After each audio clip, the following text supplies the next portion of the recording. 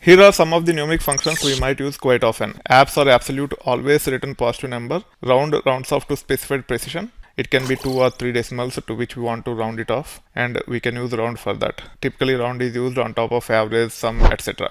Ceil or floor always return integer. Ceil will return next integer. Floor will return prior integer. Greatest will give us greater of all the numbers that are passed to it. Sum or average will give us sum or average of the numbers either within a group, or we can even use them for total aggregations. Min and max will give us the min or max of given numbers. These can be used on top of strings, dates as well. However, with respect to sum or average, we typically use it on numbers only. Random will give us a random decimal number. Pow will give us the power of the number. So if we say 2 comma 3, it will actually return 8. Square root will give us the square root of a given number. Some of the functions highlighted are aggregate functions. Examples are sum, average, min, max, etc. And also min, max, etc. can be used on top of dates, strings, etc. Now let's load the SQL magic, and then let's create this environment variable called as database underscore URL. This is how apps will look like. It will just take one argument, either a negative number or a positive number. It always return the positive number.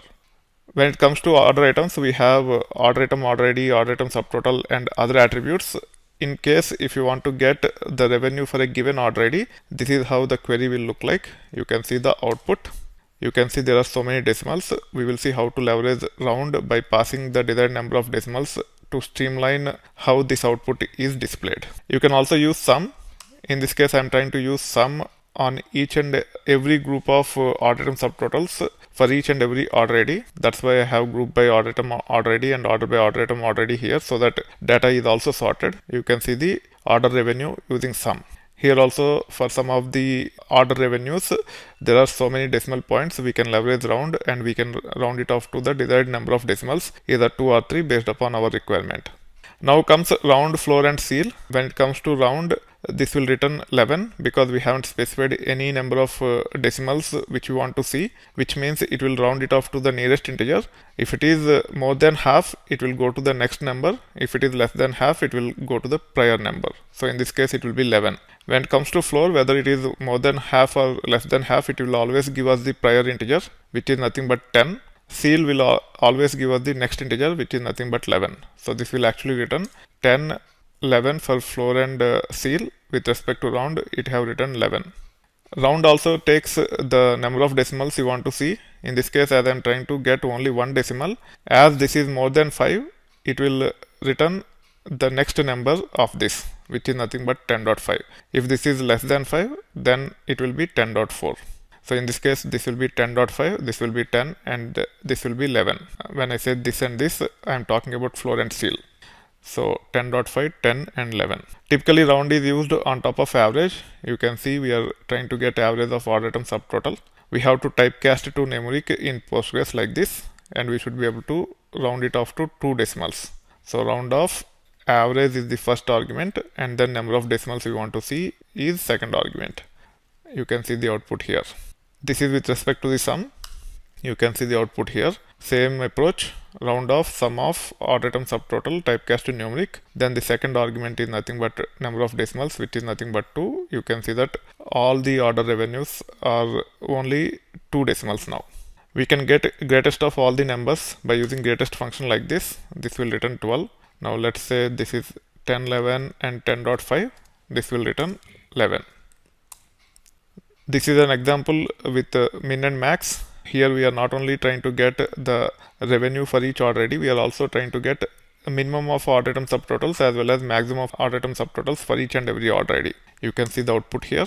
This is order revenue sum rounded off to 2 decimals. This is a minimum and this is maximum. With respect to 1, there is only one record. That's why we see same values with respect to sum, min, and max. However, with respect to order item order ID 2, there are 3 items. The sum of those 3 items is this one. Minimum of all the 3 is this one, and maximum of all the 3 is this one. This is how we should be able to get min and max for each order ID from our order items dataset. We can use random function to get a random decimal number. However, if you want to typecast it into integer and generate numbers from 1 to 100 or 1 to 10, you can still use this, but you need to first multiply with 100, then increment by 1. Let's see the output of the random first. You can see that it always returns a decimal. or floating point number. If you want to get some integer from 1 to 100 using random, this is how it will look like. You can say random multiplied by 100. It will give something such as 72 dot something. You can typecast to integer, it will return 72. Then you can actually increment by 1 to get a number between 1 to 100. So this will always return 1 to 100. In case if you want to get some integer between 1 to 10, you can just say multiply by 10 and you should be able to get something between 1 to 10. If you want to get something between 1 to 8, I'm not 100% sure that it will work, but you can give it a try. You can validate. There should be some approach similar to this to get some random number between 1 to 8. But with respect to 1 to 10, 1 to 100, 1 to 1000, etc., this approach will work. So this will always return a number between 1 to 100. Random multiplied by 100 plus 1. This is very important, otherwise you will get numbers between 0 and 99. You can use pow and square root like this. Pow always returns float.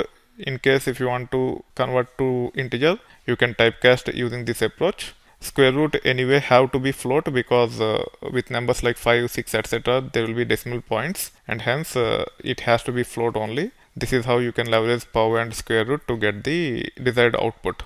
So this is how you should be able to use some of these very commonly used numeric functions to fulfill your requirements while writing the queries.